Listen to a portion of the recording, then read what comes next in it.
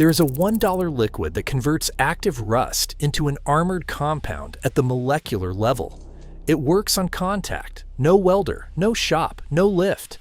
And the frames on your 2004 through 2018 domestic truck are rotting right now while you read this. The specific failure costs between $5,000 and $15,000 to repair at a shop. And the part that should scare you is not the rust. It is that this chemistry has existed for centuries, and you were never supposed to know about it. Here is the failure. Not the abstract version, the exact version. Starting in 2004, Ford, General Motors, and Ram began building truck frames from thinner, mild steel. Pre-1998 trucks used 10 to 12 gauge steel, roughly 0.12 to 0.135 inches thick. After 2004, that dropped to 12 to 14 gauge, 0.083 to 0.105 inches. That is roughly a 25% reduction in base metal thickness. The manufacturers applied the same 30-micron E-coat electrodeposition primer to the thinner frame. They did not increase the protective layer to compensate for the thinner steel. They kept the same coating on a weaker foundation. The reason is documented in Automotive News from 2005. Thinner steel saves 50 to 100 pounds per frame.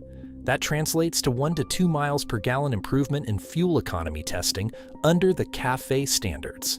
The per unit material savings was $20 to $40. Your frame was made thinner and lighter so their fleet average looked better on a government form. Road salt does the rest. Chloride ions from winter road treatment penetrate the E-coat through rock chips and micro cracks that develop within 2 to 5 years of normal use. Once chloride reaches the A36 mild steel underneath, galvanic corrosion begins. Oxygen and moisture oxidize the steel into iron oxide, rust. And here's the physics that makes this catastrophic. Rust expands to several times the volume of the original steel. That expansion cracks weld seams from the inside. It perforates metal at the thinnest points first. By year 7 to 12 in a salt belt state, you can have perforations greater than 6 inches in the main frame rails.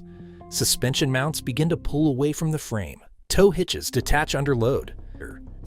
Ford issued recall number 08V451000, covering over 1 million F-250 and F-350 trucks from 2004 through 2008, specifically for frame rust and tow hitch detachment risk. General Motors issued multiple technical service bulletins on the same defective E-coat problem rather than issue a single full recall. In 2016, a class action case out of the Northern District of Illinois settled against General Motors covering 2007 through 2013 trucks with defective E-coat and frame degradation. The settlement required frame inspections. It did not require them to change the steel. But here's the detail that really stings. You are not the first person to deal with iron corrosion. This chemistry was solved a very long time ago. Here's what you do right now, today, for free. Get down on the ground with a flashlight and look at the underside of your main frame rails.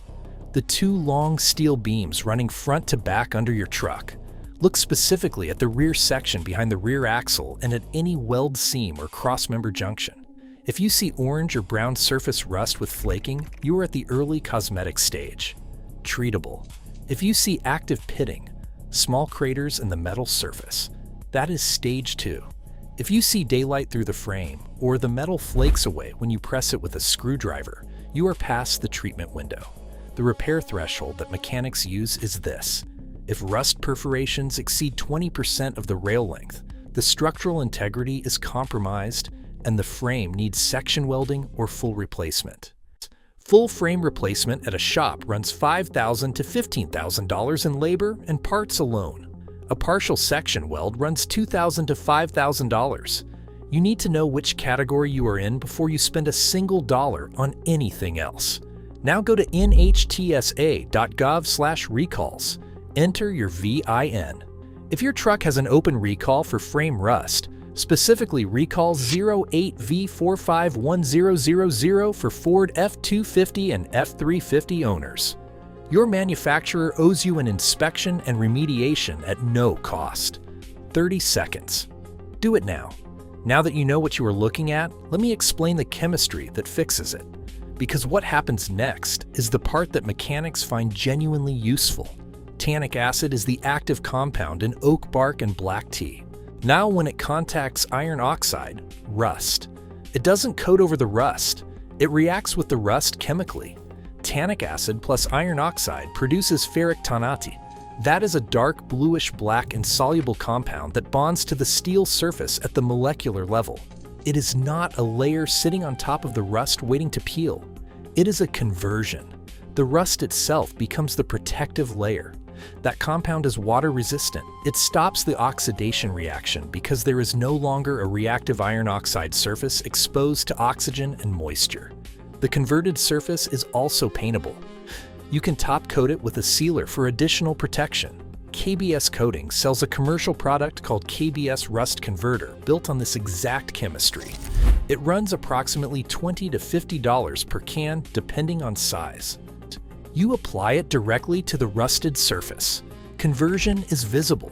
The orange rust turns dark within 60 minutes. It is specifically formulated for completely rusted surfaces. If the surface is bare steel or painted steel with no rust, it does not bond correctly. This is a conversion product for active rust only. Here is the critical preparation sequence that most people skip, and skipping it is why treatments fail. Before we keep going, quick question. How much would you pay to avoid a $2,000 repair bill? Because that's what one guy got quoted to treat the rust on his Suburban. $2,000. He did it himself that weekend for less than 20 bucks. The problem isn't that rust is hard to fix. It's that nobody tells you what actually works. And while you're figuring it out, that little surface rust on your frame is eating deeper every single day. By next winter, it's flaking. By the winter after that, you're failing inspection. So I put together something called the Rust-Free Vault. 3 short guides.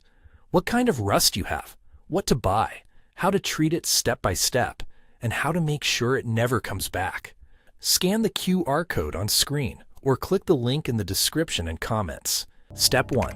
Clean the frame with a degreasing solvent. KBS sells one called KBS Clean. Road grime and oil contamination prevent chemical penetration. Step 2. Use a mechanical abrasive, a wire brush or angle grinder, to remove loose scale and flaking. The converter reacts with iron oxide that is bonded to the steel. Loose rust that falls away on its own is not giving you a useful conversion surface. Step 3. Apply the tannic acid converter to the prepared rust. Step 4, and this is the step KBS themselves specify. Apply a top coat sealer after conversion for long-term protection. KBS calls theirs Rust Seal. POR15 makes a polyurethane top coat for the same purpose. The tannic acid conversion alone is not sufficient for maximum durability in high salt environments. You need the conversion layer plus a moisture barrier on top. Total cost for a full frame treatment on a standard half-ton truck, $100 to $500 in materials and a weekend afternoon. Compare that to $2,000 to $15,000 at a shop. But the repair bill is not the real cost. The real cost is doing nothing and losing the truck. And that is just the frame rails. But the weld seams and crossmember joints are a separate problem. And in some ways, they are worse. The weld seams on your frame are the first places rust perforates because welding burns away the E-coat at the joint. The heat of welding destroys the protective coating in the immediate area. From the factory, that weld zone is the least protected surface on your entire frame. Rock chips accelerate the attack. By year 5 in a salt belt state, you frequently see active pitting at weld seams while the flat rail section nearby still looks reasonable.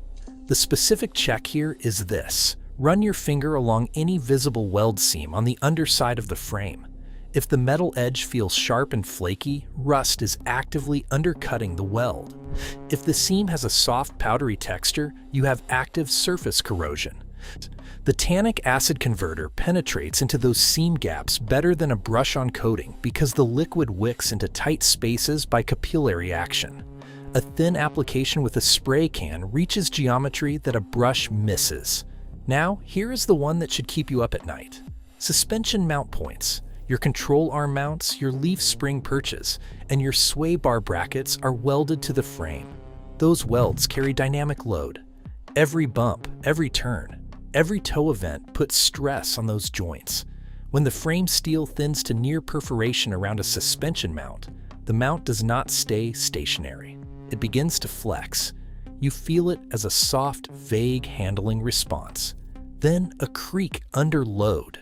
Then, and this is documented in the NHTSA complaint database across 200,000 plus submissions, the mount begins to pull. In extreme cases, the suspension component detaches from the frame at road speed. This is not a comfort issue. This is a structural safety failure. The visual check for this is specific. Look at the frame steel within 2 inches of any suspension mount bolt hole. If the steel around the bolt hole shows rust perforation or has a wavy, deformed appearance, that mount is working on thin metal. That vehicle should not be towed with or driven hard until it is assessed by a frame specialist. Here is what no one is telling you about the vehicles that do not have this problem.